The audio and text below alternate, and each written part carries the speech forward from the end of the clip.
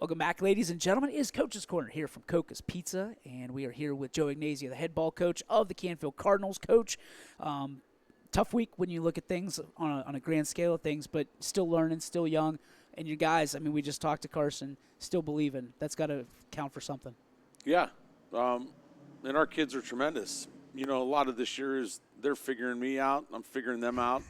It's tough. You know, they want to test the boundaries of what they think they can get away with, and you know, some guys have found out the hard way that I'm always firm and fair, but you know, things in the locker room and stuff like that I don't tolerate. But they always respond. Tough week because it's one of those classical letdowns after a big win. Yeah. And we saw it a little bit in Monday's practice. Didn't come out with good energy and kind of a lack of focus, and addressed it at the end of practice. You know, never take Cheney lightly. They got a ton of speed, and you know, Seth does a tremendous job there. And our guys just, I think, took their opponent a little too light, and you can't do it. Week in and week out is a grind for us, and they know that. So that's on me. I don't put that on their shoulders. We'll take care of things that we need to take care of, and we'll make adjustments and move on. You talked about the challenges of coming off a big win, an emotional win. I mean, it's people compare that particular game, Poland, Canfield, to Ohio State, Michigan. I mean, and they say, hey, if that's the only game we win, we're happy. That can't be the mentality that you carry, correct?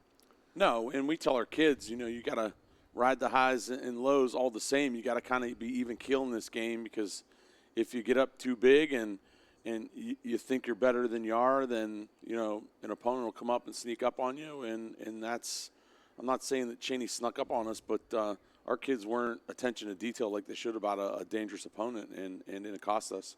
But we talk all the time about being 1-0 and never underestimate an opponent. And, you know, you've got to prepare every day like Friday night. And I think that's the one thing our kids are still trying to work through. They think that, you know, that they can show up and things are going to be just the same every day. And if not, things get stagnant, and you got to work on little things we pick out in film and individually and things like that you can improve on every day. Forgive me, because I don't know how to frame this question, but yeah. It's easy to just let them experience this, right? But as a coach, you're in your first year, as you alluded to, from this standpoint. You don't want them to lose. You have to prepare them to be prepared to watch this happen. How do you be proactive? How do you coach with and also let them learn at the same time? Yeah, I mean, you got to try to remain positive, and that gets tough sometimes when you've had a rough schedule like we've had and the results we've had on the road. Yeah. But we talk to our kids about paying attention to detail, you know, having a maturation process through the whole thing.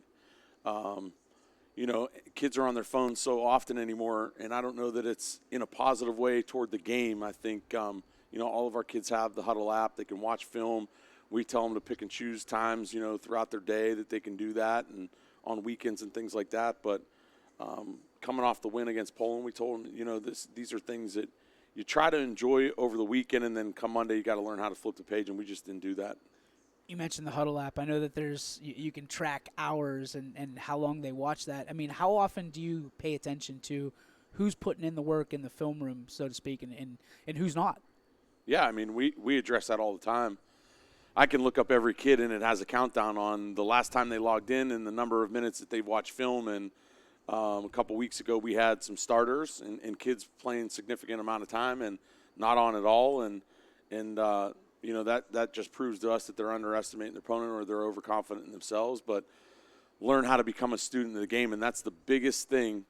You know, we're playing a lot of sophomores this year, which we haven't typically done in the past. And, you know, what tends to happen in those situations is, you know, kids see their buddies playing, and then they tend to get bitter instead of getting better. And, you know, when we look and they're not on film, you know, it's a telltale sign, because the biggest drawback to playing sophomores is the game's way faster. It's way more physical than they ever anticipated. You know, because prior to their sophomore year, they've competed individually in grade 7. They're by themselves in 8th and 9th. And then all of a sudden they get to varsity football, and they're 10, 11, and 12. And some of them think that they can keep doing the same thing that they've done throughout the years. And the knowledge of the game is so far beyond what they see in 7th through 9th grade that there's a big learning curve. And a lot of kids in the maturation process can't handle that mentally yet. There's a huge analytic part to the game anymore. And, I don't know that they struggle mentally with that, but they just may not pay as much attention to it as they should. And the kids that do play, the kids that know what they're doing are getting on the field.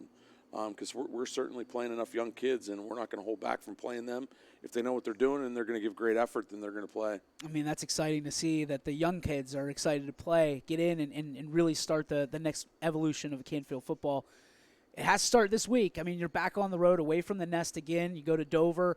Will not be on YSN, unfortunately, so you guys are without the backing of our announcers. For you, this is not a scary Dover team. This is a tough Dover team. They always play tough. What do you have to look forward to for the Cardinals going into this Friday night?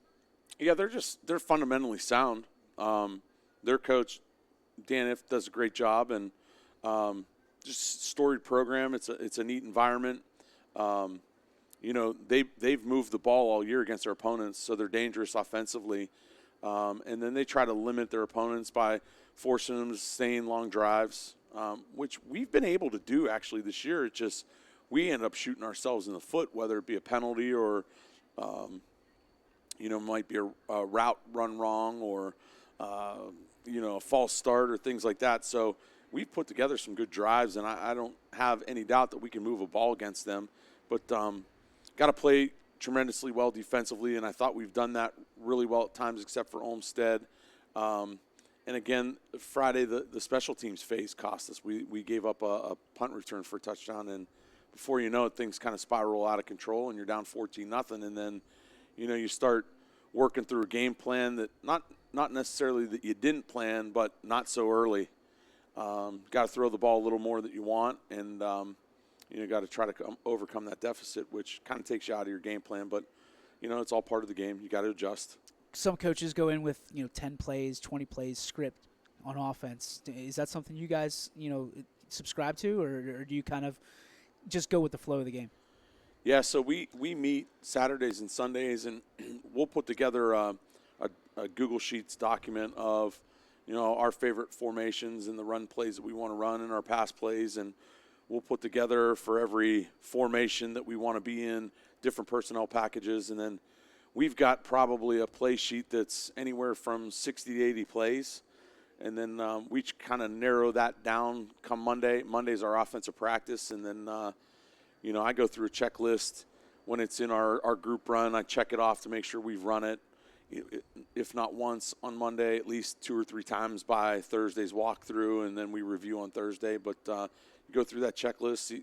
We meet after practice every day and see what we did good, see what we did bad. What do you want to put in the game plan, see anything different, see what you want to take out that seemed like we're struggling with, and then by Friday you kind of have a game plan narrowed down.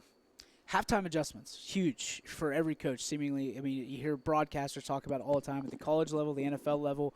For you, how much goes into halftime adjustments? How much goes into just sticking to the plan that you had going into the ball game? Yeah, it depends on, we have sideline huddle, so you got an iPad on the sideline, and you're constantly looking at things that throughout the game after every series on offense. I kind of have to be in tune with all 3 phases, and I'm on the headsets with those guys, looking for things. But halftime adjustments, we meet as a staff, and then the defense goes and talks, and they chalk talk. And then as they're meeting, we talk offensively. And for us, it hasn't been that difficult to adjust. It's, we've shown that we've had some success. I mean, we came out Friday, and we knock off a 15-yard run, an 8-yard run, a 6-yard run, and then all of a sudden we sputter and it's 0 or incomplete pass or false start or things like that. And, our game plan's been, sustain. We call it you versus you. Quit getting in your own dang way. Yeah. It's been our worst enemy all year because against every opponent other than Olmsted Falls, I felt, and whether I don't want to say contributed to that, but we've driven the ball successfully. We've held offenses and limited them at times. It's just we have not been able to put together a full 48-minute football game other than Poland and Mansfield yet. So until we continue to do that, we're going to struggle a little bit. Let's take it off the field for our kind of off-the-wall question. Sure. It is fall, my friend. It doesn't feel like it quite yet, but it's going to very soon, I hear, according to our friends over Storm Tracker 21. Are you a fall guy? I mean, I know you love the season of football, obviously, but like, am I going to see you carrying around a pumpkin spice latte, or what's your favorite part of fall other than football? I'll do a pumpkin spice here and there. PSL, baby. My wife does the K-Cups at home, and once in a while I'll swing by. Dunkin's gotten too sweet for me. I drink my coffee black. Do you really? Okay. Yeah. So, so that changes my. I have Italian dark roast. It's like a dark roast coffee that I love. That shocker, Ignazio has Italian dark roast. Yeah, but I love seasonal change. Yeah. One of the things that when I was going through college, that you eventually have to think of, or where do you want to live? Where and obviously your profession kind of dictates that a little bit. But I always knew that growing up, I was on the water in the summer, skiing and fishing and wakeboarding and doing things like that. But in the winter, love snowboarding and things like that. So I knew that I wanted to stick around this area. A lot of kids I went to school with wanted to leave. I've always been a homebody. We're really close family. My wife and I both. She's got a big Greek family, and my family's always been close. And I had an opportunity as a young assistant to possibly head to Florida at one point, maybe with DJ Ogilvy, and my wife and I just sat back on a weekend, and my daughter was young at that time, and we just figured out the cost for us to go down there without family and things like that, and then have to get daycare and everything else. Really wasn't going to end up working out, so we stayed home, and this has always been home. So overall, if you and your family are planning a nice fall day, and we know as a coach you don't get to do that very often, what does it look like to you? Yeah, I'm in the football office, and my wife and kids are somewhere without me. Ever since they've been little, they've had a day where they go out, and they need that with mom sometimes, but White House Fruit Farms. Oh, there you go. And I just reap the benefits when I get home to eat the blueberry donuts. Is that the go-to for you, the blueberry donut? Oh, yeah. Love yeah, it. That and berry drizzle are my two favorite. I could go through half a gallon of milk and about 5 or 6 donuts easily. Love it. Coach, thank you so much. Best of luck this week. Appreciate you. Appreciate you.